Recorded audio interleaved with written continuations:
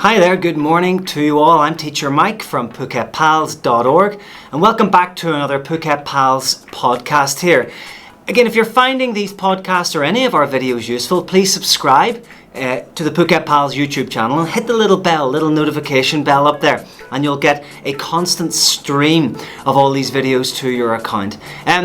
We're striving very hard at the moment to try and make all of this work for everyone out there. This isn't just about GED. We're going to be focusing on things like IELTS and TOEFL, IGCSE as well at a later date.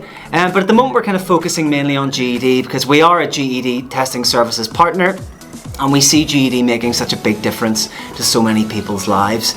Not only here in Thailand, but also in different international in the international sphere in general, like in Bangladesh, also in China, and many other places as well, and also obviously North America at the same time.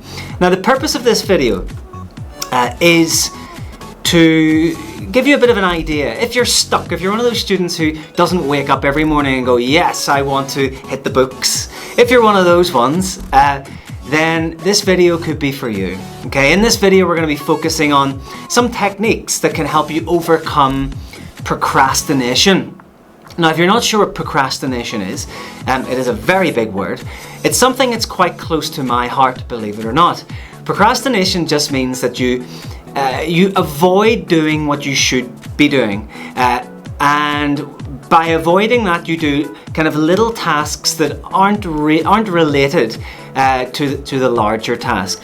So let's say you set yourself the goal of completing an essay for the day. Well, you sit down in your room and what do? Well, my biggest guilty pleasure is making cups of tea and coffee. So I'll go, I'll sit down to do my work and I'll go, I wouldn't mind a coffee, I wouldn't mind a cup of tea. So I get up, I make that, have a few biscuits, have a think, the mindset is that you're without this, the larger task couldn't possibly be completed. So making cups of tea, cups of coffee is my own particular vice, shall we say. Other people do things like reorganize their pencil case, they reorganize books on the shelf, they start making notes of things that don't need notes made of, and I'm sure you've all got the procrastination we've all got procrastination techniques. No one's perfect, but some people are more affected by this than others.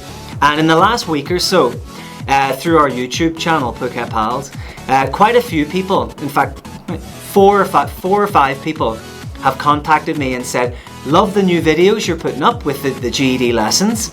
However, I'm a procrastinator. Any tips on motivation? Well, that's why I thought I'd make this video, just in case you need a little bit of help.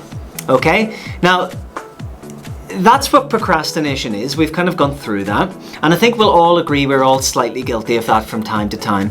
So, I remember a couple of years ago, I was talking to one of my friends about how I am a chronic procrastinator myself. And he said, have you ever heard of something called the power of one? Now, I have no idea who came up with this term, the power of one, but I think it's quite useful. What is the power of one? Well, it just means when you get up in the morning and you've got something to do. Let's say you have to get this essay done. You set yourself the goal of getting the essay done. Well, you write that down on your paper. Today, I'm going to get my essay done by this time. Okay? Write it down on a piece of paper so you've got your goal visualized in front of you. Then you think, that is all I'm going to do. That is it until I get it done. So you switch off your devices. If you're working on a laptop, you get rid of all those tabs that are open. You close your email. You make sure there's no kind of instant messaging anywhere else beeping. If you've got a Kindle, don't be thinking, I'm going to check my email. Get away from this, okay? You just have to focus on that one thing to get done.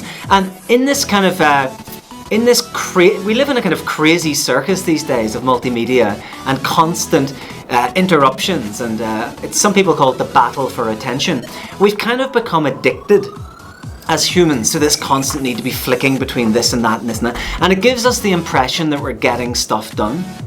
Like let's say you're writing the introduction to your essay, and then suddenly you hear an email coming in and you read that and then you answer that and then it leads to another email, and very quickly you get diverted away from the task at hand, which was writing that essay.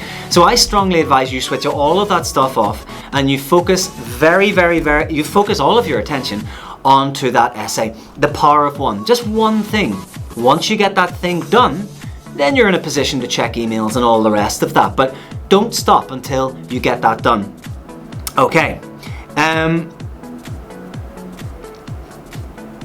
Yes, so also another thing I like to do, sorry, just checking my notes there.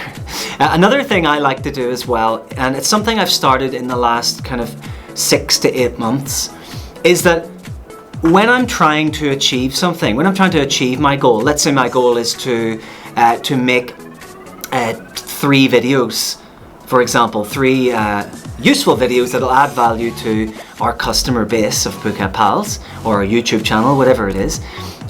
Very often I'll find myself getting kind of caught up in mental gymnastics and being tugged this way then that, and I just don't know, it's very difficult to focus. What I've started doing, and this was actually a recommendation by Tim Ferriss.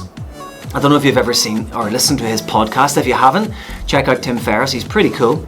He recommends a three breath technique to bring you back into focus with what you're supposed to do. Okay, so it's just as simple as 1, 2, 3. And all the time when you're breathing in like that, really focus on where that inhale hits your nostrils, okay? Focus on where it goes in your nose. Feel it the whole way in. And on the exhale, just make sure you can feel all of that breath on the exhale. Don't let your mind wander as you're inhaling or as you're exhaling. Stay with it for 3 full breaths in a row. Deep breaths, deep exhales. And you'll find yourself just bouncing very gently back onto the task at hand. So when you feel your mind, when you notice that your mind is drifting away from your task, do that 3 breath technique and you just bring yourself back onto the task at hand again. Okay, so that is, as we said, that's the power of one and the 3 breathing technique, which are both very useful. Another thing I find useful, and I've done this with many students before, is if they feel themselves faltering, if they feel that the exam they have to do or the essay they have to do, or if it's GED, a part of GED is becoming too much of them and getting on top of them and they think they might give up, what I always say to them is, what's the alternative to doing your GED right now? What's your alternative to doing IELTS right now? Think about that for a moment. And they often think, I haven't really thought about that much. Well, just in that moment, then write down the alternatives to getting your GED. Let's say alternative 1 is I have to get a minimum wage job, or alternative 2 is that if I don't pass GED, I will not be able to go to university or college. Option 3 is I will probably, well, that's it. You're not going to get if you get your GED, for example, you'll definitely get a better job. You'll also get into a college. If you don't pass it, you won't. Almost guaranteed. So think about those 2 alternatives for a moment. Do you really want to not get, a job that will fulfill you for the rest of your life? No one wants that. Option 2, do you really not want to go to college? Of course you don't. Everyone wants to go to college for one reason or the other. Maybe you want to do a course that will lead you into a particular career, or maybe you're just one of these people who likes to learn new things. I've had students in the past go to do history degrees who just love history, and of course that'll eventually lead them down into a career path within maybe teaching or whatever else it is, okay? So when you feel that pull away from your focus of getting your GED or whatever test it is, think to yourself, what are the alternatives? What will happen to me if I don't do this? Okay, write them down. And once you write them down and kind of mull them over in your mind a little bit, you'll very quickly start to see your task as a lot more immediate and a lot more important. So I advise you strongly to do that. Okay, the next thing I advise you to do, and it's more or less common sense, but it's not something that all students do, it's exercise.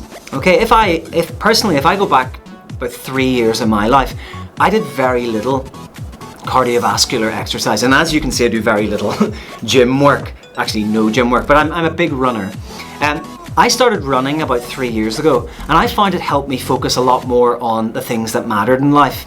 Okay, I started out very easy, you know, doing half a kilometre, then a kilometre, and built it up. And these days I can do, you know, anything up to half a marathon, I suppose. I do a lot of running on trails as well in the mountains. And you really should make exercise part of your study.